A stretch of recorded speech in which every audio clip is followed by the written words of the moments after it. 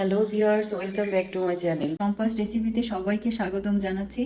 আজ আমি তৈরি করে দেখাবো শুটকি দিয়ে খুবই একটি মজাদার রেসিপি। যারা শুটকি পছন্দ করেন না তারাও এই রেসিপিটা দেখে শুটকির ভক্ত হয়ে যাবেন। গন্ধ ছাড়া শুটকি মাছ দিয়ে বেগুন রান্না করতে রেসিপিটা স্কিপ না করে সম্পূর্ণ দেখুন। রেসিপিটা করার জন্য এখানে আমি একটা পাত্র নিয়ে নিয়েছি। পাত্রে দিয়ে দেবো 1 টেবিল চামচ সরিষার তেল। তেলটা গরম হয়ে গেলে দেবো মোটা করে কাটা 1 কাপ পেঁয়াজ কুচি। দিয়ে দেবো 10-12টা কাঁচামরিচ চিরা। শুটকি রান্নায় পেঁয়াজের পরিমাণটা বেশি লাগে। এখানে আমি লইটা শুটকি দিয়ে বেগুন রান্না করব। শুটকিটা আমি গরম পানিতে ভালো করে পরিষ্কার করে ধুয়ে টুকরো করে নিয়েছি। পরিষ্কার করে ধুয়ে রাখা শুটকিটা দিয়ে দেবো। শুটকিটা আমি গরম পানিতে ভালো করে ধুয়ে পরিষ্কার করে কেটে নিয়েছি। এটা আমি আপনাদেরকে দেখাইনি, কারণ এটা আপনারা সবাই জানেন।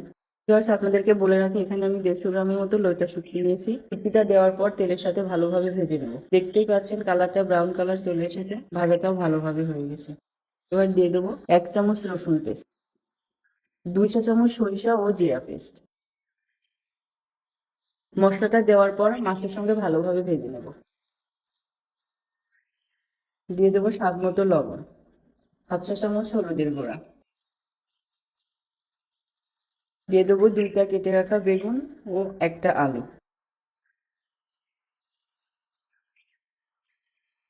দিয়ে ভালোভাবে মাছের সঙ্গে মিশিয়ে নেব। এবার যারা শুটকি দেখলেই নাক ছিটকান, তাদের বলছি সত্যি খেতে দারুণ হয়েছে। আপনারা অবশ্যই বাসায় ট্রাই করবেন এবং কমেন্ট করে জানাবেন খেতে কেমন হয়েছে। এই রেসিপিটা ফলো করলে শুটকি মাছের কোনো গন্ধ পাবে না। দিয়ে দেবো 1 কাপের মতো পানি। পানি দেওয়ার পর ঢেকে রান্না করব 8 থেকে 10 মিনিট।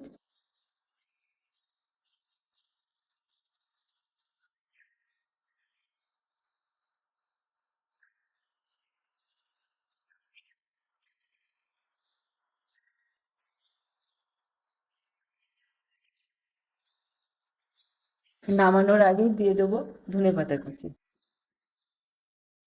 ভিউয়ার্স, ধনেপাতাটা অপশনাল, এটা আপনারা চাইলেও দিতে পারেন, নাও পারেন, তবে শুটকির রেসিপিতে ধনেপাতাটা দিলে এর স্বাদ দ্বিগুণ বেড়ে যায়।